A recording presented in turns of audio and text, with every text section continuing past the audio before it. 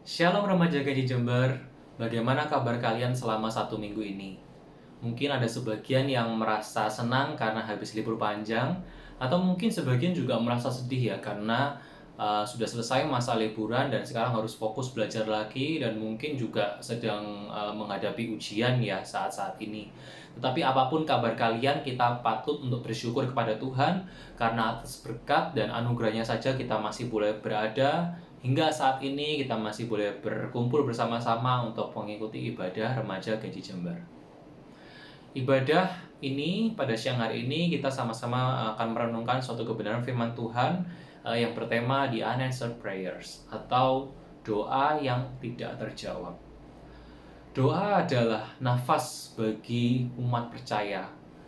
Doa adalah nafas yang membuat kita dapat terus survive, dapat terus bertahan hidup di tengah tantangan-tantangan yang ada di dalam dunia ini. Nah, banyak sekali ya kalau kita mau membahas tentang doa, itu akan begitu panjang dan lebar. Sehingga pada siang hari ini kita akan sama-sama fokus merenungkan tentang satu bagian dalam doa, yaitu tentang doa-doa yang tidak terjawab.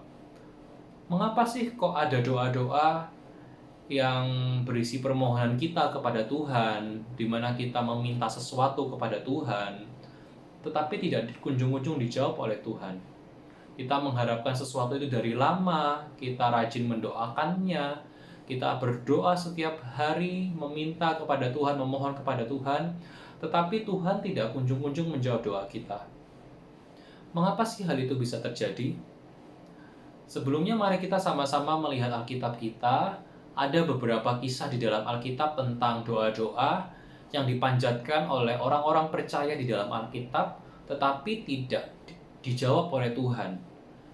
Yang pertama, mari kita belajar dari kisah Paulus. Paulus adalah orang yang percaya kepada Tuhan, bahkan dia adalah salah satu rasul yang begitu hebat gitu ya, menulis sebagian besar kitab Perjanjian Baru. Tetapi ada momen di mana dia berdoa dan tidak dijawab oleh Tuhan. Doa apakah itu? Mari kita sama-sama membuka Alkitab kita di dalam 2 Korintus 12 ayat yang ke-7 sampai 10. Saya akan membacakannya buat kita semua. Dan supaya aku jangan meninggikan diri karena pernyataan-pernyataan yang luar biasa itu, maka aku diberi suatu duri di dalam dagingku, yaitu seorang utusan iblis untuk menggocok aku, supaya aku jangan meninggikan diri. Tentang hal itu aku sudah 3 kali berseru kepada Tuhan, supaya utusan iblis itu mundur daripadaku. Tetapi jawab Tuhan kepadaku, cukuplah kasih karuniaku bagimu, sebab justru dalam kelemahanlah kuasaku menjadi sempurna.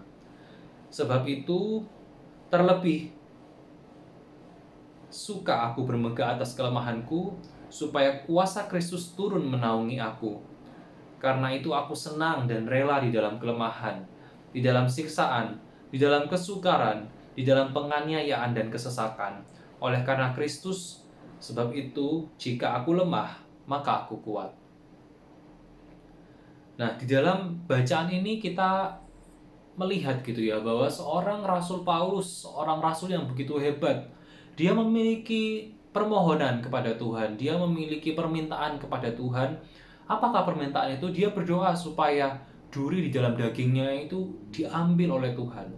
Apa sih maksudnya duri dalam daging itu? Sebenarnya banyak sekali penafsiran ya tentang apa maksud Paulus ketika dia menulis duri dalam daging. Tapi mungkin kebanyakan menganggap bahwa duri dalam daging ini maksudnya adalah penyakit yang dialami oleh Rasul Paulus. Jadi mungkin ketika masa hidupnya Paulus ini memberitakan Injil, melakukan pelayanan, pergi ke sana sini untuk memberitakan kebenaran firman Tuhan, dia bukan dalam kondisi tubuh yang sehat, tetapi dia menderita suatu penyakit. Nah, kita tidak tahu ya apakah itu benar 100% atau enggak. Tetapi yang jelas duri dalam daging itu adalah sesuatu yang begitu menyiksa dia. Bayangkan saja ya, duri dalam daging. Pernah suatu kali ada seorang pasien yang datang gitu ya ke tempat praktik saya gitu. Dia mengeluhkan bahwa kuku jempol di kakinya itu menusuk ke bagian kulitnya. Jadi mungkin teman-teman di sini juga mungkin pernah gitu ya, ada mungkin pernah salah potong kuku, akhirnya kukunya itu salah tumbuh gitu. Kukunya itu menusuk bagian kulit di bagian tepi dari jempolnya itu. Akhirnya apa? Akhirnya ya sakit, sakit banget, bahkan bukan cuma sakit. Akhirnya jempolnya itu bengkak, bernanah, infeksi. Akhirnya apa? Ya udah harus diangkat ya.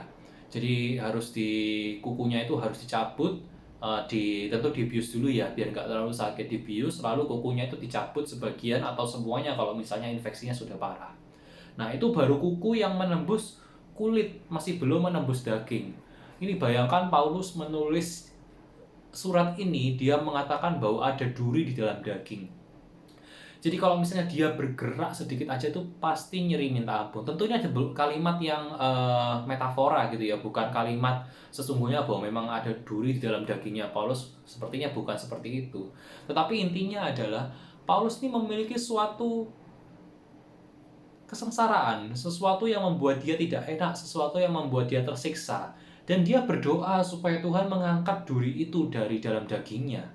Itu adalah permintaan yang wajar tentu ya, bukan permintaan yang muluk-muluk, bukan permintaan yang terlalu hebat, terlalu fantastik gitu ya. Itu adalah hal yang wajar, apalagi sekelas Paulus, dia berdoa kepada Tuhan supaya duri dalam dagingnya itu diambil oleh Tuhan.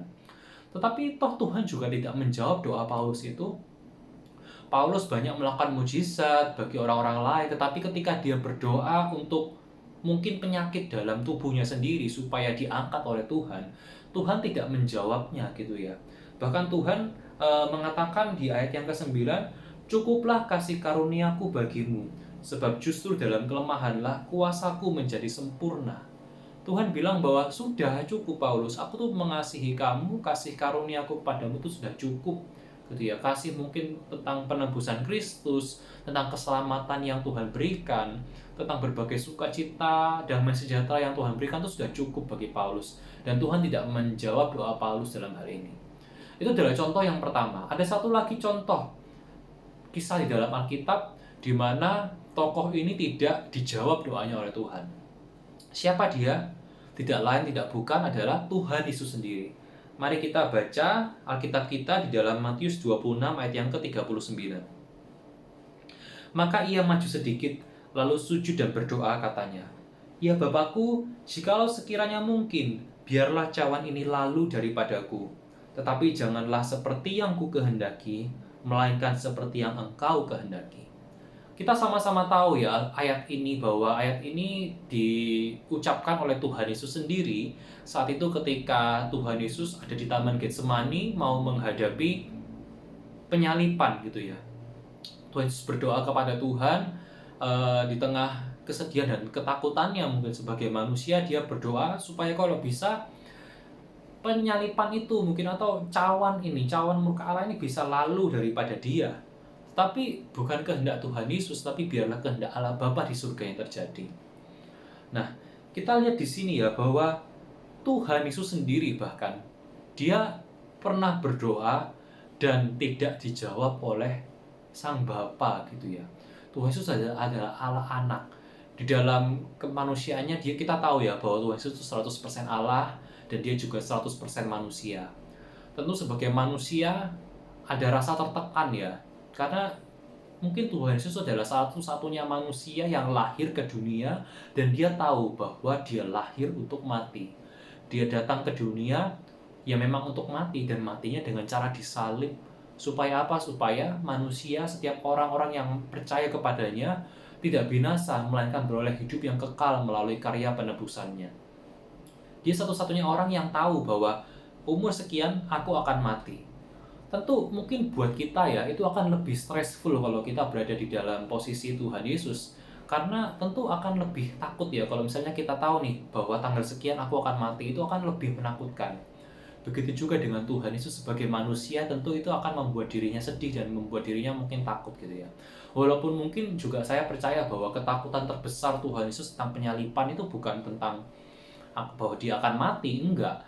Tapi Tuhan Yesus mungkin lebih takut tentang penyalipan itu karena dia harus berpisah dengan Sang Allah Bapa. Kita tahu ya bahwa ketika Tuhan Yesus disalib, maka murka Tuhan itu turun pada diri Tuhan Yesus.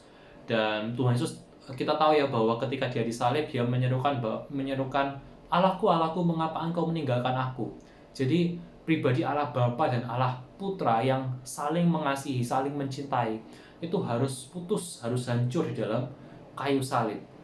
Nah, saya percaya itu mungkin lebih menakutkan buat Tuhan Yesus daripada harus mati di kayu salib. Tetapi intinya adalah ketika Tuhan Yesus berdoa supaya cawan itu boleh lalu daripadanya, Allah Bapa tidak menjawabnya. Allah Bapa tidak mengabulkan permintaan Tuhan Yesus karena Allah Bapa memiliki rancangan yang lebih besar, rancangan yang lebih indah, dan Tuhan Yesus juga sebenarnya tahu akan hal itu. Jadi sebenarnya ada beberapa cerita di dalam Alkitab di mana ketika mereka berdoa, Tuhan tidak mengabulkan doa-doa tersebut ya. Nah, mengapa sih doa itu bisa tidak dijawab? Sebelumnya kita harus kembali mengetahui esensi dari doa. Apa sih doa itu? Esensinya itu apa? Doa itu bukan tentang hasil akhir, teman-teman, tetapi tentang relasi.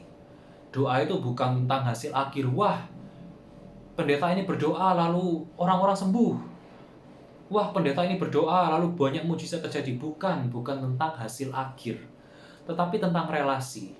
Doa itu berbicara tentang relasi. Bagaimana kita berhubungan dengan pencipta kita. Bagaimana kita bisa berhubungan dengan Allah yang ada di surga, yang begitu kudus, suci, mulia. Kita bisa berkomunikasi, menjalin relasi dengan dia. Itu adalah doa. Doa bukan tentang mulu-mulu tentang meminta sesuatu, lalu ceng gitu ya, seperti simsalabim gitu bisa terjadi gitu. Bukan tentang itu, bukan itu esensi dari doa. Tetapi esensi dari doa adalah tentang relasi. Bagaimana kita menjalin hubungan pribadi kita dengan Tuhan Allah pencipta kita. Lalu yang kedua, doa adalah tentang mensinkronkan hati kita dengan kehendak Tuhan. Sekali lagi ya, yang kedua, doa adalah tentang mensinkronkan hati kita dengan kehendak Tuhan.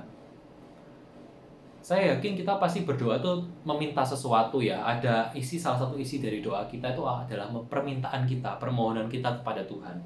Itu nggak ada yang salah teman-teman mengucapkan permohonan kita, permintaan kita kepada Tuhan. Saya ingin lulus dengan nilai bagus Tuhan, saya ingin masuk ke jurusan ini misalnya, atau ya apapun lah gitu ya.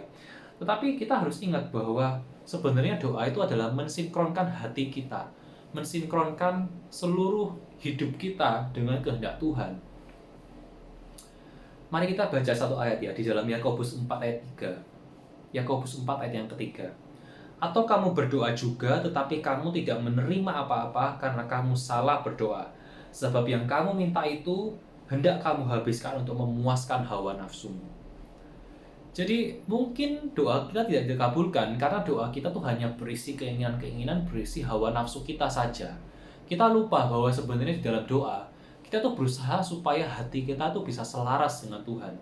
Di dalam doa kita tuh seharusnya mencari tahu kehendak Tuhan itu apa. Bukan hanya menyampaikan atau memaksakan kehendak kita supaya Tuhan mengabulkan apa yang kita inginkan. Bukan, tapi lebih kepada kita itu mencari tahu kehendak Tuhan.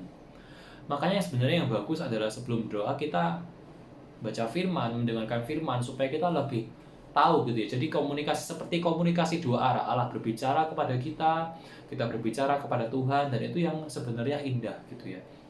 Dan mungkin ada gitu ya orang-orang yang bertanya gitu ya. Nah, sebenarnya buat apa sih doa? Kan Tuhan sudah tahu permintaan kita apa. Tuhan tahu kebutuhan kita, Tuhan tahu keinginan kita. Lalu buat apa kita berdoa? Nah, kalau misalnya teman-teman sampai bertanya seperti itu, atau mungkin ada orang yang bertanya seperti itu, berarti 100% orang itu tidak mengerti apa esensi dari doa. Karena doa itu bukan tentang mulu-mulu tentang bagaimana kita meminta sesuatu kepada Tuhan. Bukan mulu-mulu berdoa itu isinya tentang permohonan kita kepada Tuhan. Karena gitu tadi, kembali lagi, bahwa sebenarnya esensi dari doa itu adalah bagaimana kita mensinkronkan hati kita. Kita tuh mencari tahu, Tuhan itu pengennya apa sih sebenarnya? Tuhan itu maunya apa? Kita berbicara dengan Tuhan, kita berusaha untuk mencari tahu isi hati Tuhan. Dan itu yang lebih penting. Karena ya memang betul, Tuhan kalau misalnya apa yang kita butuhkan, Tuhan tuh sudah tahu ya. Bahkan mungkin saya pernah gitu ya mendengar salah satu hamba Tuhan yang mungkin teman-teman di sini merasa kok ekstrim sekali gitu ya. Tapi sebenarnya kalau dipikir-pikir juga benar gitu. Hamba Tuhan ini berbicara bahwa dia itu jarang atau mungkin tidak pernah meminta kepada Tuhan tentang apa yang dia butuhkan gitu ya. Misalnya dia mau pergi ke satu tempat, mau berkhotbah di satu tempat gitu ya, di luar pulau gitu. Dia nggak pernah berdoa kepada Tuhan bahwa Tuhan tolong berkati supaya pesawatnya aman, landingnya bagus, terus ya bisa sampai di tujuan dengan selamat. Enggak gitu ya. Tetapi dia lebih berdoa Tuhan supaya nanti jiwa-jiwa di sana bisa menerima firman-Mu, boleh mendapatkan berkat dari apa yang aku sampaikan, supaya banyak jiwa-jiwa yang bertobat. Jadi fokusnya tuh beda. Bukan supaya Tuhan memenuhi kebutuhannya, yang sebenarnya juga nggak salah kalau misalnya itu dia doakan gitu ya. Tapi fokusnya tuh lebih kepada bagaimana supaya hati kita tuh menjadi sinkron, menjadi selaras, menjadi klop dengan apa yang Tuhan kehendaki. Sekarang gini teman-teman, kalau misalnya permintaan kita itu sudah sesuai dengan kehendak Tuhan, ya nggak mungkin dong apa yang kita minta itu nggak akan terjadi gitu ya. Otomatis apa yang kita minta juga akan terjadi karena itu sesuai dengan kehendak Tuhan. Nah maka dari itu sebenarnya bagaimana sih inti dari doa itu ya bagaimana supaya permintaan kita tuh bisa sinkron dengan apa yang Tuhan kehendaki. Kembali lagi ke kisah doa yang tidak dijawab di dalam Alkitab gitu ya. Mengapa sih kok bisa doa itu tidak terjawab dalam Alkitab?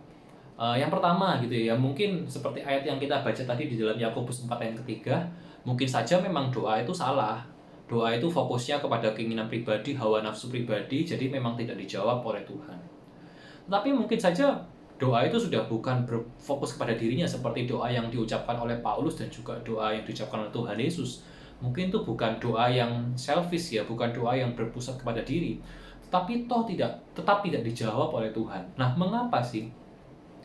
Setidaknya ada dua gitu ya alasannya. Yang pertama, kalau misalnya kita melihat dari kisah Paulus, doa Paulus tidak dijawab oleh Tuhan. Kenapa?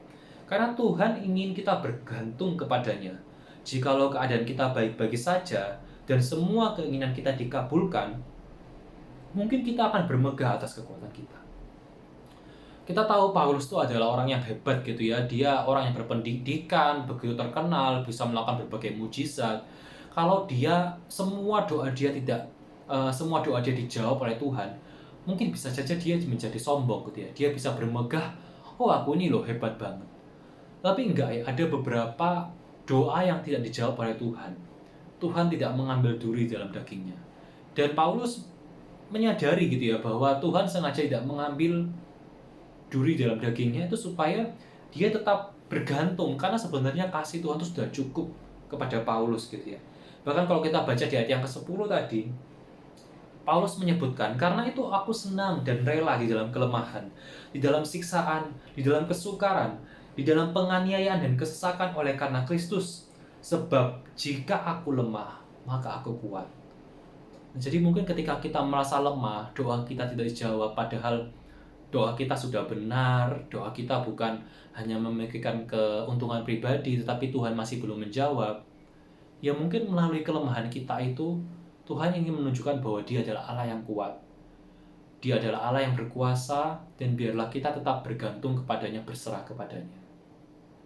Lalu yang kedua, mengapa kok doa kita tidak dijawab di dalam doa kita tidak dijawab oleh Tuhan ya, walaupun doa kita sudah benar? Yang kedua, kita belajar dari kisah Tuhan Yesus gitu ya, bahwa rencana Tuhan itu lebih besar dan indah daripada rencana kita. Seperti doa Tuhan Yesus, kalau misalnya doa Tuhan Yesus itu dijawab oleh Allah Bapa, cawan itu lalu gitu ya, Tuhan Yesus tidak jadi disalib, ya sudah kita semua binasa gitu ya, kita semua tidak bisa masuk ke dalam kerajaan surga gitu. Tapi bersyukur gitu ya, Tuhan Yesus boleh disalibkan dan dia boleh mati untuk menebus semua dosa-dosa kita.